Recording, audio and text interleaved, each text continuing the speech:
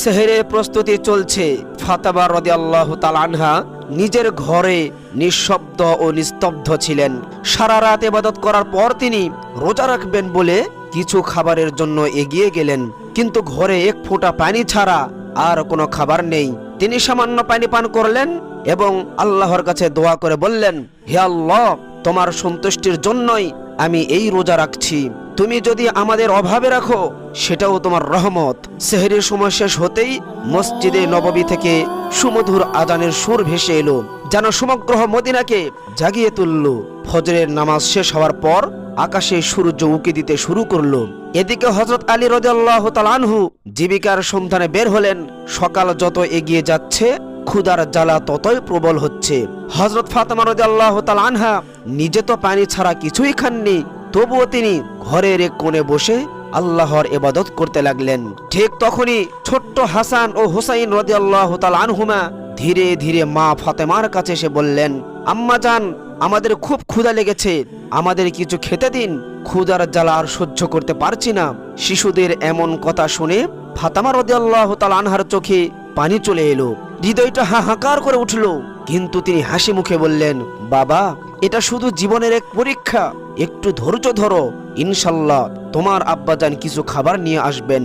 এই কথা শুনে হাসান ও হুসাইন রাদিয়াল্লাহু তাআলা আনহুমা খুশি হয়ে সেখান থেকে চলে গেলেন। কিন্তু ফাতেমা রাদিয়াল্লাহু তাআলা আনহা নিজেও ইফতারের অপেক্ষায় ছিলেন। প্রচন্ড ক্ষুধায় তার মাথা হালকা ঝিমঝিম করছিল। তখন তিনি আল্লাহর কাছে দোয়া করলেন, বললেন, হে আল্লাহ, তুমি আমাদের রিজিক দাতা, তুমি আমাদের রিজিক দাও, আমাদের সন্তানদের কষ্ট সহ্য করার শক্তি দাও এবং আমাদের ঈমান দৃঢ় রাখো। এই কঠিন পরীক্ষার মধ্যেও তার হৃদয়ে কোনো বিদ্রোহ নেই, কোনো হতাশ নেই, আছে শুধু ধৈর্য, যা সবাইকে অবাক করে। এদিকে হযরত আলী রাদিয়াল্লাহু তাআলা আনহু শহরের বিভিন্ন জায়গায় কাজের সন্ধান করলেন, কিন্তু কোথাও কোনো কাজ পেলেন না। সূর্য ধীরে ধীরে মধ্য আকাশে উঠে এসেছে। গরমের তীব্রতা মদিনার মাটিকে ঝলসে দিচ্ছে। বাড়ির কথা ভাবতেই হযরত আলী রাদিয়াল্লাহু তাআলা আনহুর চোখে পানি চলে এলো। অবশেষে তিনি এক সাহাবীর বাড়িতে গিয়ে সালাম দিয়ে বললেন, ভাই, আমাদের ঘরে কোনো খাবার নেই, কোনো কাজের সন্ধান দিতে পারবেন কি? সাহাবী উত্তর দিয়ে বললেন, হে আলী, আল্লাহর কসম, আমি যদি কিছু পেতাম তাহলে নিজেই তোমার জন্য রাখতাম, কিন্তু আমার ঘরেও কয়েকদিন ধরে চুলায় আগুন জ্বলেনি, আমিও না খেয়ে আছি। এই কথা শুনে হযরত আলী রাদিয়াল্লাহু তাআলা আনহু স্তব্ধ হয়ে গেলেন। তিনি সান্ত্বনা দিয়ে বললেন, নিশ্চয় আল্লাহ তাআলা কোনো না কোনো ব্যবস্থা করবেন। অতঃপর তিনি আবারও কাজের সন্ধানে বের হলেন। কিছু দূর যাওয়ার পর মনে মনে ভাবলেন, শহরের শেষ প্রান্তে এক ধনী ব্যবসায়ী বাস করেন, তার কাছে গেলে হয়তো কোনো কাজের ব্যবস্থা হতে পারে। এই চিন্তা করে তিনি ধনী ব্যবসায়ীর বাড়ির দিকে রওনা দিলেন। এদিকে হযরত ফাতেমা রাদিয়াল্লাহু তাআলা আনহা দরজায় দাঁড়িয়ে হযরত আলী রাদিয়াল্লাহু তাআলা আনহুর ফিরার অপেক্ষায় ছিলেন।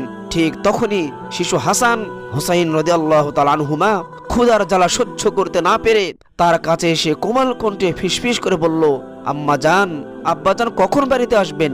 এই কথা শুনে হযরত ফাতেমা রাদিয়াল্লাহু তাআলা আনহার বুক ফেটে যেতে লাগলো।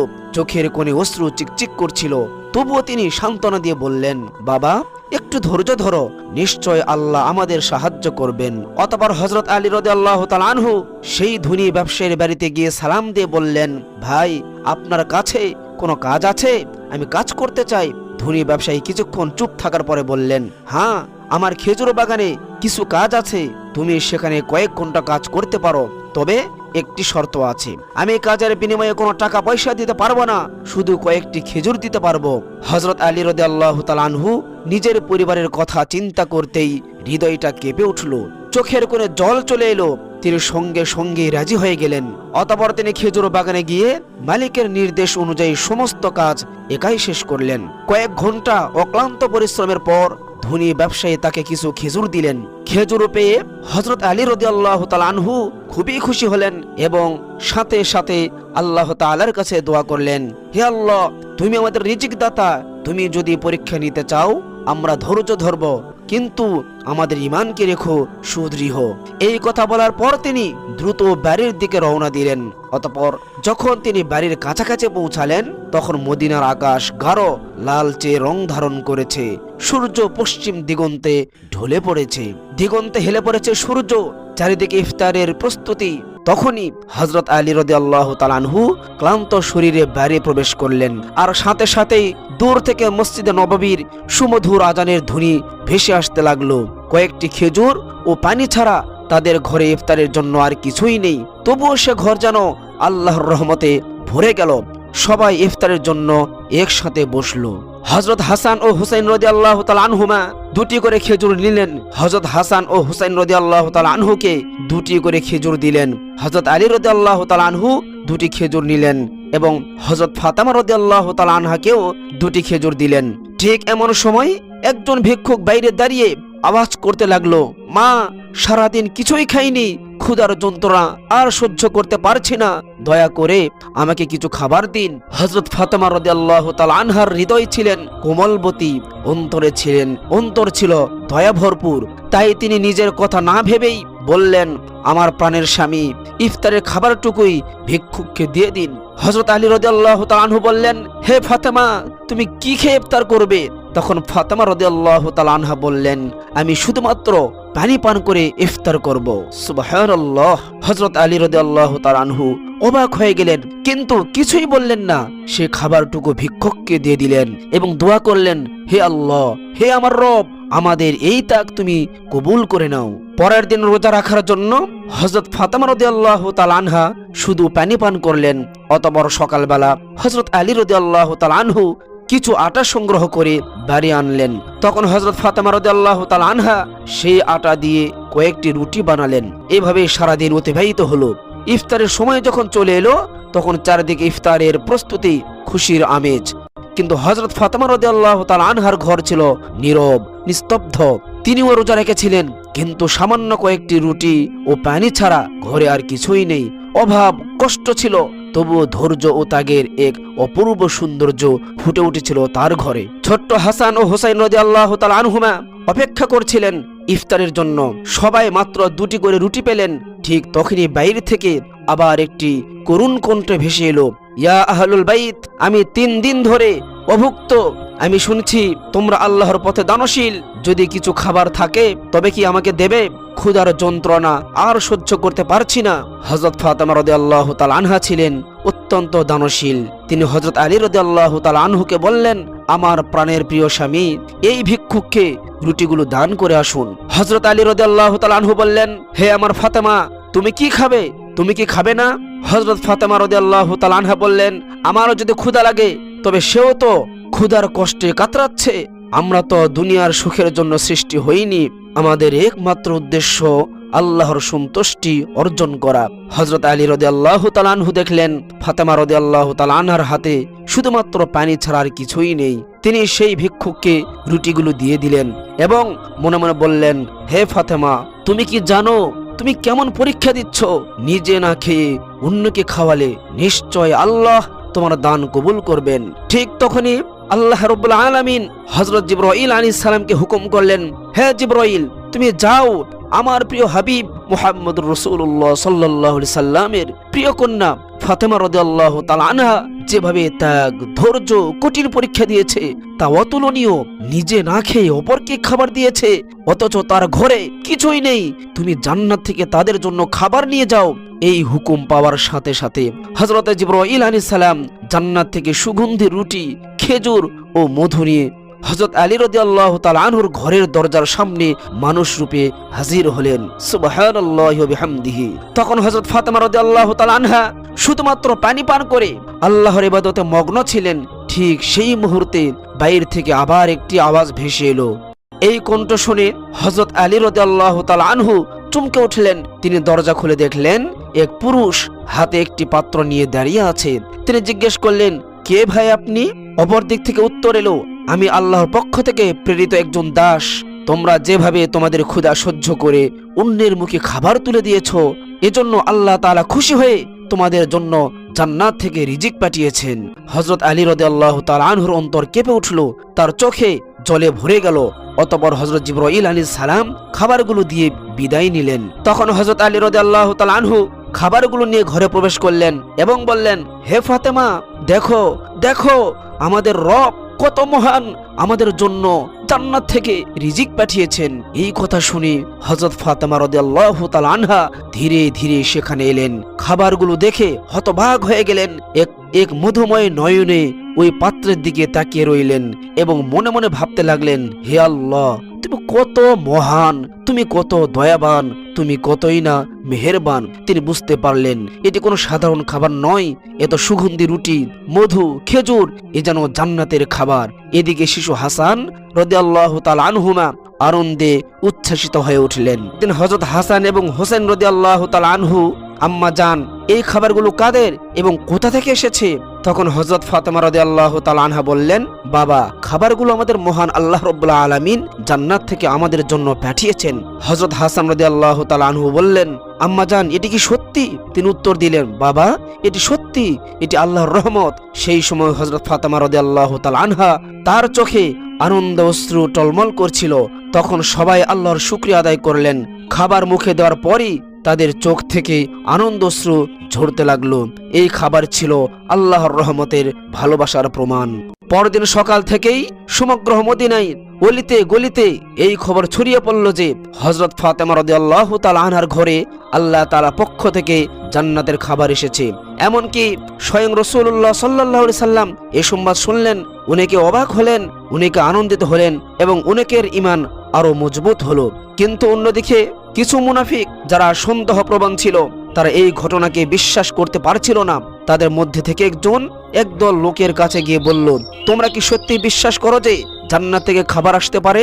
তখন সেই লোকেরা বলল, আল্লাহ চাইলে সবকিছুই সম্ভব, কিন্তু শুধুমাত্র ফাতেমা রাদিয়াল্লাহু তাআলা আনহার জন্য কেন জান্নাত থেকে খাবার আসবে? এই সন্দেহপ্রবণ কথাগুলো ধীরে ধীরে মদিনার অলিতে গলিতে ছড়িয়ে পড়তে লাগলো। যখন মুহাম্মদুর রাসূলুল্লাহ সাল্লাল্লাহু আলাইহি সাল্লাম তার কানে এই সংবাদ পৌঁছালো, তখন তিনি সবার উদ্দেশ্যে বললেন, হে মদিনাবাসী, তোমরা কি বিশ্বাস করো না যে আল্লাহ তার বান্দাদের জন্য অলৌকিক কিছু করতে পারেন? যদি আল্লাহ আমাকে মেরাজের রাতে জান্নাতে নিয়ে যেতে পারেন, তবে তিনি কি আমার কন্যার জন্য জান্নাতের খাবার পাঠাতে পারবেন না? আমার কন্যা ফাতেমা রাদিয়াল্লাহু তাআলা আনহা জান্নাতের নারীদের সর্দারনী। আল্লাহ তাকে যে মর্যাদা দিয়েছেন তা অতুলনীয়। এই ঘটনা সেই মর্যাদারই একটি নিদর্শন।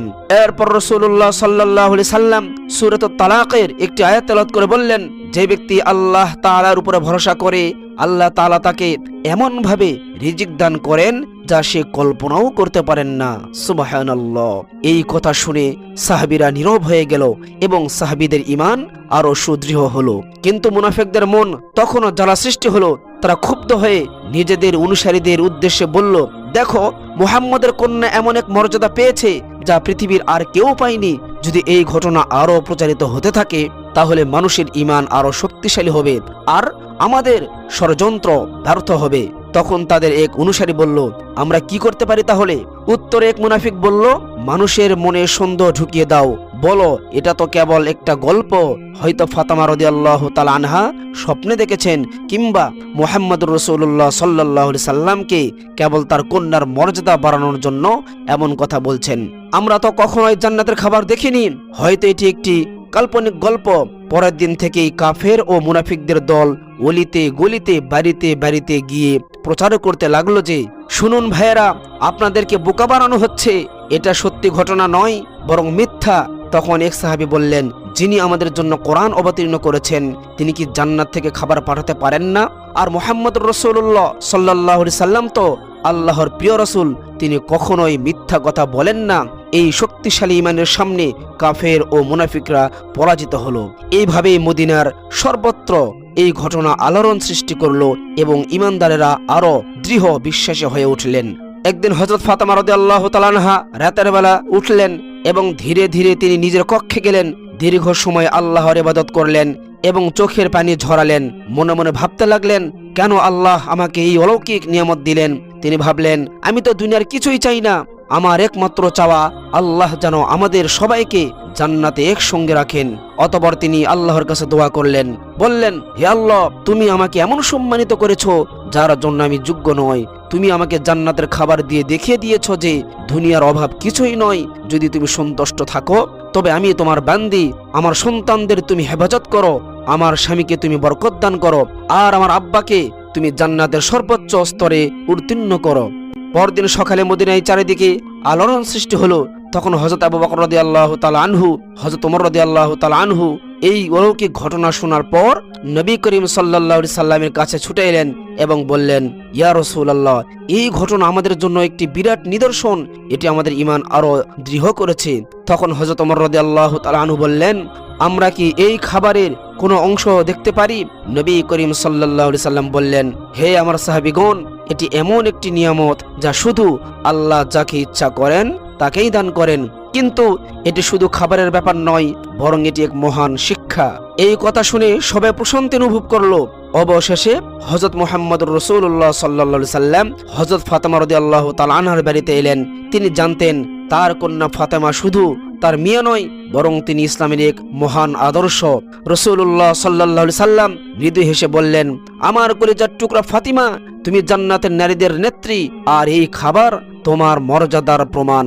তখন হযরত ফাতেমা রাদিয়াল্লাহু তাআলা আনহা বিনয়ের সাথে মাথা নিচু করে বললেন, ইয়া রাসূলুল্লাহ, আমি তো শুধু একজন দুর্বল বান্দী, এই সম্মান একমাত্র আল্লাহর রহমত। নবী সাল্লাল্লাহু আলাইহি সাল্লাম সন্তুষ্ট হয়ে বললেন, হ্যাঁ, কিন্তু আল্লাহ তার প্রিয় বান্দাদের এইভাবেই সম্মানিত করেন।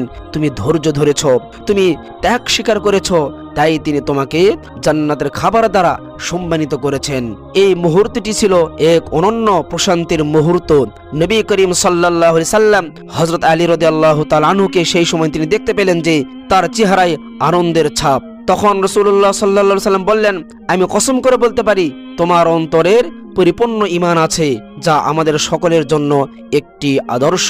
হযরত ফাতেমা রাদিয়াল্লাহু তাআলা আনহা চোখের পানি মুছে মৃদু হেসে বললেন, আমরা সবাই একদিন জান্নাতে এই খাবারের স্বাদ উপভোগ করব ইনশাআল্লাহ। তখন মুহাম্মদুর রাসূলুল্লাহ হাত তুলে দোয়া করলেন, হে আল্লাহ, তুমি আমার ফাতেমাকে, আমার আলীকে, আমার হাসান হুসাইনকে এবং আমার উম্মতকে জান্নাতের সেরা নিয়ামত দান করো। অতঃপর নবী করিম সাল্লাল্লাহু আলাইহি সাল্লাম সেখান থেকে চলে আসেন।